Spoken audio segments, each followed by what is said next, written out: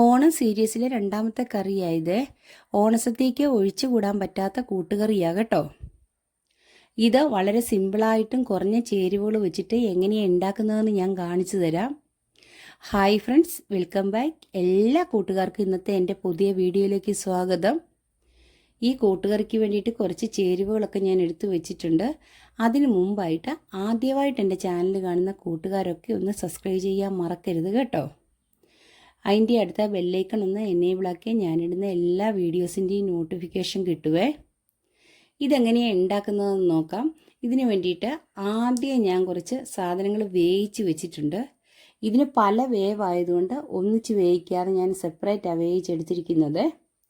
ഒരു ചെറിയ കഷ്ണം ചേന, പിന്നെ ഒരു വാഴയ്ക്ക, നമ്മുടെ നേന്ത്രക്കായാണ്, പിന്നെ കടലയ്ക്കൊക്കെ നല്ല വേവുള്ളതല്ലേ, അതുകൊണ്ട് ഇതെല്ലാം ഞാൻ നേരത്തെ വേവിച്ചു. ഇനി ഒരു മൺചട്ടിയിലേക്ക് ഇത് ഓരോന്നായിട്ട് ഇട്ട് കൊടുക്കാം. സദ്യയുടെ കറികൾ ഉണ്ടാക്കുമ്പോഴത്തേക്കും മൺചട്ടിയിൽ ഉണ്ടാക്കാൻ നോക്കണേ, അതാ ടേസ്റ്റ് കേട്ടോ. ഇനി കടല ഇട്ട് കൊടുക്കാം.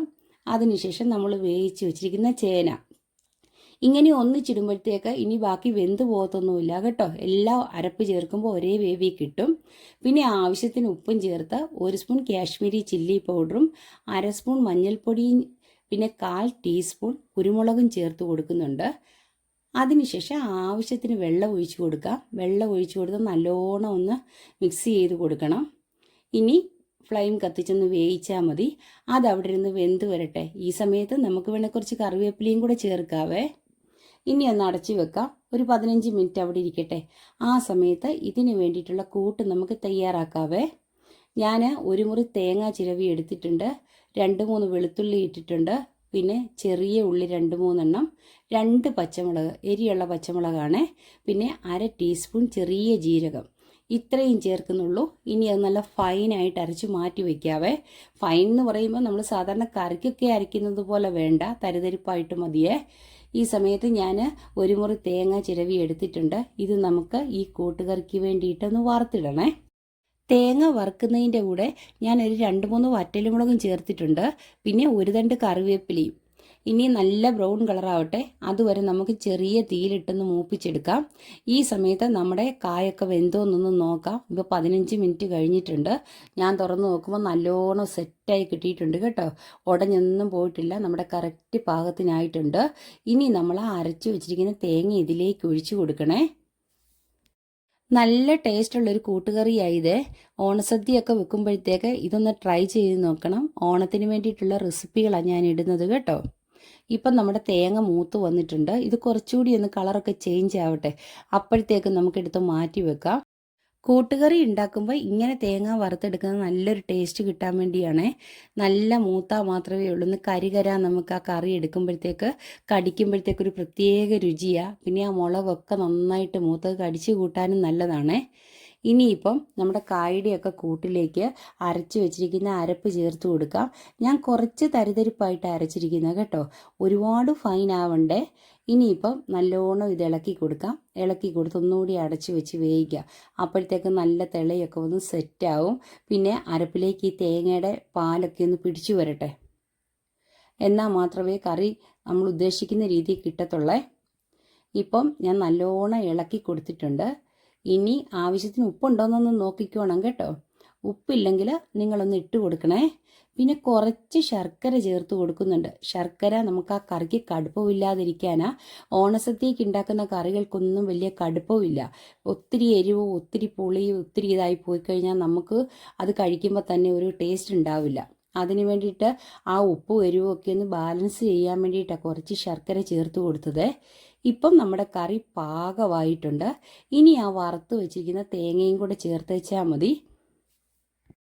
വെള്ളം നല്ല വറ്റി പാകത്തിന് കുറുകി വരുന്ന സമയത്ത് വേണം നമ്മുടെ കൂട്ട് ചേർത്ത് കൊടുക്കാൻ. ഇനിയിപ്പം ഈ തേങ്ങയുടെ കൂട്ട് ചേർത്തതിന് ശേഷം നല്ലോണം മിക്സ് ചെയ്ത് കൊടുത്ത് സിം മോഡിലിട്ട് ഒരു 5 മിനിറ്റ് കൂടി അടച്ചു വെക്കണം. അപ്പോഴത്തേക്ക് ഇതിൻ്റെ ഫ്ലേവർ എല്ലായിടത്തും പിടിക്കും കേട്ടോ. എരിവും ഉപ്പും ഓരോരുത്തരുടെ ആവശ്യത്തിനനുസരിച്ച് മാറ്റാവേ. ഇനിയിപ്പം നല്ലോണം സെറ്റായി കിട്ടാൻ വേണ്ടിയിട്ട് നമുക്കൊന്ന് അടച്ചു വയ്ക്കാം. ഇത് അടിയിൽ പിടിക്കല്ല, ചട്ടി ആയതുകൊണ്ട് വേഗം അടിയിൽ പിടിക്കും. അതുകൊണ്ട് തീ കുറച്ചിട്ട് വേണം ഇതുണ്ടാക്കാനേ. ഇപ്പം നമ്മുടെ കൂട്ട് റെഡി ആയിട്ടുണ്ട്. കൂട്ടുകറിക്ക് ഇനി കായും ചേനയും കടലയും അല്ലാതെ മത്തനൊക്കെ വെച്ചിട്ട് ഉണ്ടാക്കുന്നവരുണ്ട്. ഓരോ രാജ്യത്തോട്ട് ഓരോ ടേസ്റ്റാണ് കേട്ടോ. ഞങ്ങളുടെ ഇതാണ് സ്റ്റൈല്. ഇനി കുറേ കറിവേപ്പിലയും കൂടെ ഞാൻ ഇട്ട് കൊടുത്തതിന് ശേഷം പച്ച വെളിച്ചെണ്ണയാണ് ഒഴിച്ച് കൊടുക്കുന്നത്. നമ്മൾ കടുകൊന്നും ചേർക്കുന്നില്ല ഇതിന്. നേരത്തെ നമ്മൾ തേങ്ങ മൂത്ത സമയത്ത് കുറച്ച് കടുക് ചേർത്തിട്ടുണ്ടായിരുന്നു എണ്ണയ്ക്കകത്ത്. അത് മാത്രമേ ഉള്ളൂ കേട്ടോ. ഇനി ഇതിലേക്ക് ചേർക്കുന്നതെന്ന് പറഞ്ഞാൽ കായം വേണ്ടവർക്ക് ചേർക്കാം. അതൊക്കെ ഓരോരുത്തരുടെ ടേസ്റ്റ് പോലെ. ഇപ്പം കറി റെഡി ആയിട്ടുണ്ട്. ഇനി നമുക്കിതൊരു സെർവിങ് ഡിഷിലേക്ക് മാറ്റാമേ. സദ്യക്കൊക്കെ കറികൾ ഉണ്ടാക്കുമ്പോഴത്തേക്ക് വെള്ളം തീർത്തും വേണ്ട കേട്ടോ. നമുക്ക് ഈ ഇലയെ കോരി വെച്ച് കഴിക്കാനുള്ളതല്ലേ, അല്ലെങ്കിൽ ഇത് ഇലയിൽ നിന്ന് വിട്ടുപോകും. അതുകൊണ്ട് നല്ല കുറുകിയ പാകത്തിന് വേണം നമ്മൾ ഒഴിച്ചു കറിയല്ലാത്ത ബാക്കിയെല്ലാം ഉണ്ടാക്കിയെടുക്കാൻ വേണ്ടിയിട്ട്. ഇപ്പം ഞാനൊരു സെർവിങ് പ്ലേറ്റിലേക്ക് മാറ്റിയിട്ടുണ്ട്. നല്ല ടേസ്റ്റ് ഉണ്ട്. വളരെ സിമ്പിളായിട്ട് ഉണ്ടാക്കാവുന്ന കൂട്ടുകറിയാണ്. ഈ കായൊക്കെ ഒന്നിച്ചിട്ട് കുക്കറിൽ അടിച്ചെടുത്താലും മതി. അപ്പം പൊടിഞ്ഞു പോവും.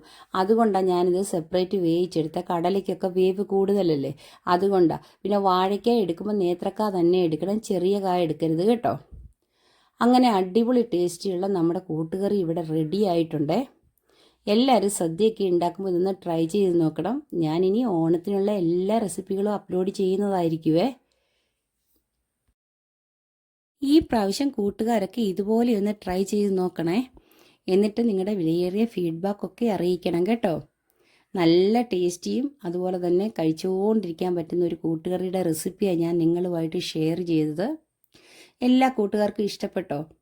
ഇഷ്ടപ്പെട്ടാൽ ഒന്നുകൂടി പറയാം, ആദ്യമായിട്ട് എൻ്റെ ചാനൽ കാണുന്നവരൊക്കെ ഒന്ന് സബ്സ്ക്രൈബ് ചെയ്യാൻ മറക്കരുത് കേട്ടോ. ഓണം സീരീസിലെ അടുത്ത കറിയുമായിട്ട് ഞാൻ നെക്സ്റ്റ് വീഡിയോയിൽ വരുന്നതായിരിക്കും. അപ്പം എല്ലാ കൂട്ടുകാരും ട്രൈ ചെയ്ത് നോക്കുക. നെക്സ്റ്റ് വീഡിയോയിൽ കാണുന്നത് വരെ okay bye. Thanks for watching.